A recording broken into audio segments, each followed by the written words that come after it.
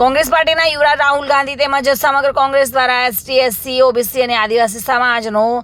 સતત તિરસ્કાર કરતો જણાવવામાં આવ્યું છે। ત્યારે રાહુલ ગાંધી દ્વારા અનામત દૂર કરવાના પોતાના ઈરાદાઓને વ્યક્ત કરી રહેવામાં આવી રહ્યા છે અને તેને ખુલ્લો પાડવા માટે આજે મહેસાણા ભારતીય જનતા પાર્ટી દ્વારા જિલ્લા ભાજપ કાર્યાલય ખાતેથી જિલ્લા પ્રમુખ ગિરીશભાઈ રાજકોર, પ્રભારી વર્ષાબેન દોશી,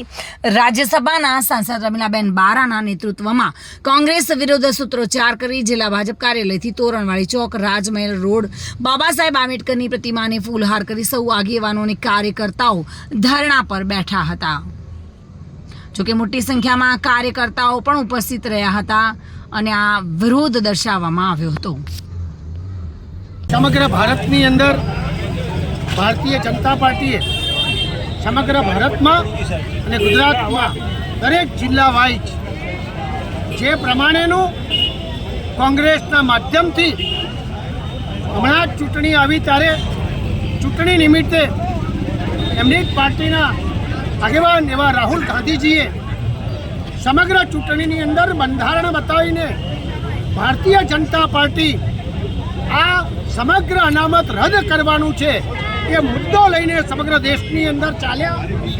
અનેક લોકોના મગજ કેવી રીતે ફેરવી શકાય એ પ્રકારની વ્યવસ્થા કરી અને અમારા આદરણીય પ્રધાનમંત્રી નરેન્દ્રભાઈ મોદી સાહેબ કહેતા કે મારા જીવનની અંદર હું અંતિમ ક્ષણ સુધી કોઈ પણ સંજોગોની અંદર અનામત નાબૂદ નહીં થવા દઉં અને પ્રત્યક્ષ રીતે ચૂંટણી થઈ ભારતીય જનતા પાર્ટીની ત્રીજી ફેર સરકાર બની અને કહેવાય છે કે જૂઠાણું એમના દિલમાં હતું કંઈ ભારતની ભૂમિ પર કદાચ બોલે તો લોકોને ખ્યાલ આવે, પણ અમેરિકાની ભૂમિ ઉપર જઈને એમની પાર્ટીના વિચારો, એમના ચાલતા વિચારો આવનાર સમયમાં શું કરવા માગે છે એમાં એમને સ્પષ્ટ કીધું છે કે અનામત રદ કરીશું। અમે એનો સખત વિરોધ કરીએ છીએ અને આ પ્રકારનું જે જૂઠાણું ફેલાવે છે અને લોકોને ભ્રમિત કરીને વોટ લે છે, વોટ બેંક બંધ થાય,